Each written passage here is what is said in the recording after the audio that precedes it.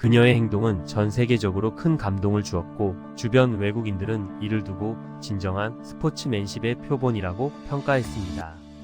저는 속으로 그 장면을 보며 생각했습니다. 북한에서였다면 절대 그런 행동을 할 수 없었을 것입니다. 우리는 패배를 용납하지 않는 사회에서 자라왔고 패배한 상대를 축하하거나 포옹하는 것은 상상도 할 수 없는 일이었습니다. 하지만 신유빈은 패배에도 불구하고 미소를 잃지 않았고 상대를 존중하는 태도를 보였습니다. 북한 선수들도 이 장면을 보며 자신들의 사회와는 다른 남조선의 태도를 느끼지 않을 수 없었을 것입니다. 한국 선수들이 국제 무대에서 보여준 활약과 그로 인한 찬사는 북한 선수들에게도 자신들의 세계를 다시금 돌아보게 만드는 중요한 순간이 되었을 것입니다. 한국의 세계적인 문화 영향력과 스포츠에서의 뛰어난 성과, 그리고 자유롭고 개방된 방식을 직접 목격한 우리는 우리가 알고 있던 후진국, 위대한 한국은 사실 허상이었구나. 이게 진짜 한국임을 깨달으며 한국과의 격차를 뼈저리게 느끼게 되었습니다. 한편 2024년 8월 5일 파리올림픽 기계체조 여자 도마 결선이 열렸습니다. 그날 경기장에서 한국의 여서정 선수가 먼저 연기를 마친 북한의 안창옥 선수에게 인사를 시도하는 일이 있었습니다. 여서정 선수는 환한 미소로 안창옥 선수에게 다가가 손을 내밀었지만 안창옥 선수는 그 인사를 무시한 채 그대로 지나쳤습니다. 여서정 선수는 잠시 멈칫했지만 옆에 있던 코치와 눈길을 주고받으며 어색하게 웃고 넘겼습니다. 이 상황은 이후 국제적으로 화제가 되었지만 당시 저는 전혀 이상하다고 생각하지 않았습니다. 또한 이 장면이 그토록 큰 주목을 받을 것이라고는 전혀 예상하지 못했습니다. 저는 그 상황을 지켜보며 안창옥 선수가 보여준 태도가 매우 자연스럽고 당연하다고 느꼈습니다. 우리는 평양에서 철저히 교육받았고 남조선 선수들과의 불필요한 접촉을 피하라는 지침을 받았기 때문에 그 행동이 이상하게 느껴지지 않았습니다. 오히려 조국을 대표하는 선수로서 그렇게 행동해야 한다고 생각했습니다. 그러나 그 순간 저와 다른 관리요원들 모두가 안창옥 선수의 발걸음에 실린 무거움을 내심 느꼈습니다. 올림픽 기간 동안 이와 같은 일들은 여러 번 있었습니다. 다른 경기에서도 한국 선수들이 우리 선수들에게 말을 걸거나 경기를 마친 후 가볍게 인사를 건네려는 장면이 몇 차례 더 있었습니다. 그럴 때마다 우리 선수들은 그 상황을 피하거나 경직된 태도로 대응했습니다. 그것이 조국의 명예를 지키는 행동이라고 우리는 믿었고 그렇게 해야 한다고 배웠습니다. 한국 선수들과의 접촉을 피하는 건 우리가 북한에서 당연히 그래야 한다고 배운 대로 행동하는 것이기에 주저함은 없었습니다. 그러나 그럼에도 불구하고 한국 선수들이 먼저 북한 선수들에게 손을 내미는 모습을 볼 때마다 저는 알 수 없는 미묘한 감정을 느꼈습니다. 한국 선수들은 너무도 자연스럽게 다가왔고 그들의 자유롭고 개방적인 태도는 우리에게는 낯선 것이었습니다. 북한 선수들도 표정 하나 변하지 않고 그들과의 접촉을 피하면서도 속으로는 저와 비슷한 생각을 하지 않았을까 싶습니다. 우리가 살아온 세상과 그들이 경험하는 세상이 얼마나 다른지를 실감하지 않을 수 없었을 것입니다. 올림픽이 진행되는 동안 저는 한국의 삼성에서 출시한 반으로 접히는 Z 플립 6폰을 직접 보게 되었습니다. 저와 북한 선수들은 조국에서 한 번도 접해보지 못한 새로운 기술과 문화를 마주하면서 충격과 경탄을 금치 못했습니다. 한국 선수들이 경기 후 인터뷰를 할 때마다 이 플랫폼을 손에 쥐고 있는 모습이 우리에게 매우 인상 깊었습니다. 파리의 거리에는 삼성의 대형 광고가 곳곳에 설치되어 있었고 그 광고는 파리 시민들과 관광객들의 시선을 사로잡으며 한국의 기술력이 얼마나 앞서 있는지를 실감케 했습니다. 하루는 현지 전자제품 매장 앞을 지나가던 중 저는 삼성 플립폰을 구매하려는 사람들로 북적이는 모습을 보았습니다. 한국의 손정화기가 이렇게 인기가 많다고? 줄이 왜 이렇게 길어?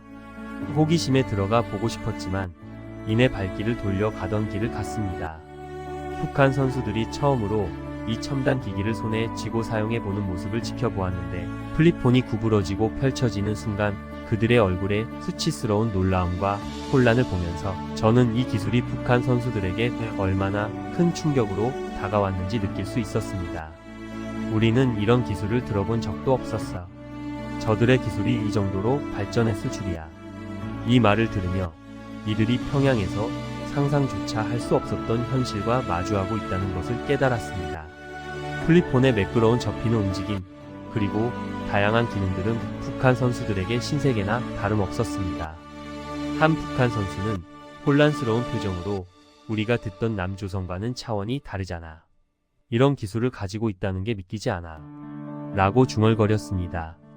저는 그 말을 들으며 우리 모두가 한국의 기술력이 우리가 상상했던 것보다 훨씬 앞서 있음을 깨닫고 자신들이 속한 북한의 현실과 남한의 발전된 모습 사이에 존재하는 거대한 차이를 실감하고 있음을 알 수 있었습니다.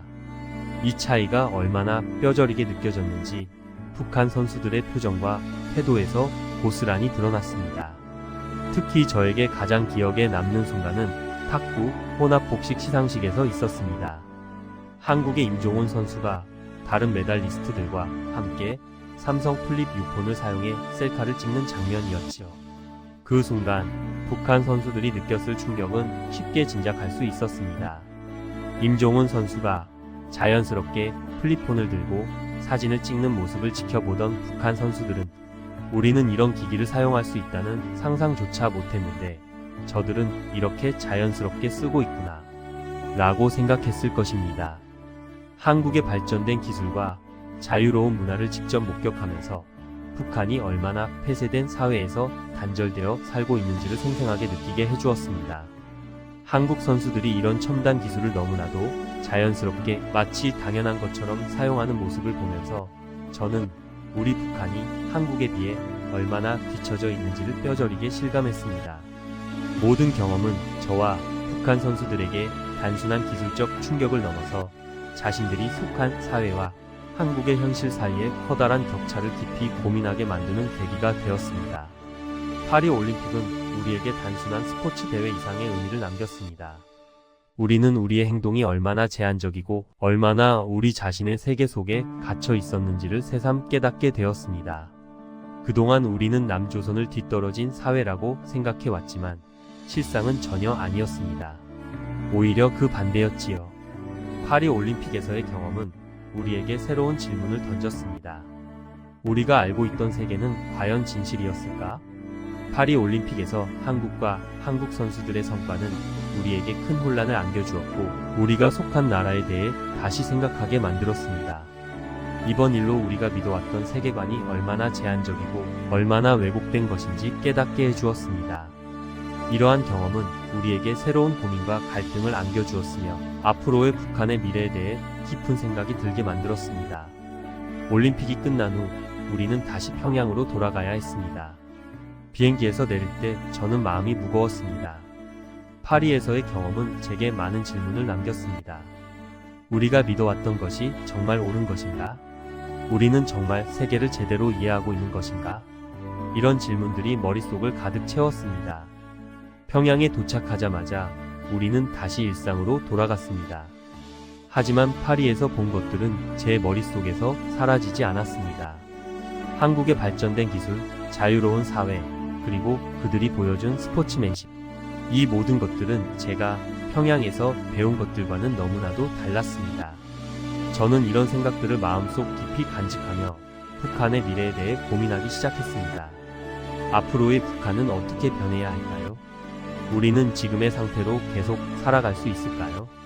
아니면 한국처럼 변화해야 할까요? 이런 질문들이 저를 괴롭혔습니다. 하지만 저는 그 답을 찾을 수 없었습니다. 지금의 북한은 너무나도 폐쇄적이고 변화를 받아들일 준비가 되어 있지 않았기 때문입니다. 하지만 저는 파리에서의 경험을 통해 북한이 변해야 한다는 것을 깨달았습니다. 우리가 살아남기 위해서는 변화가 필요합니다. 하지만 그 변화가 어떻게 일어날지는 아무도 모릅니다. 중요한 것은 우리가 그 변화를 준비하고 받아들일 수 있는 준비가 되어 있어야 한다는 것입니다. 제가 할 수 있는 것은 파리에서의 경험을 마음속에 간직하고 앞으로의 북한이 변화할 수 있도록 작은 노력이라도 기울이는 것입니다. 그것이 제가 할 수 있는 최선의 일입니다.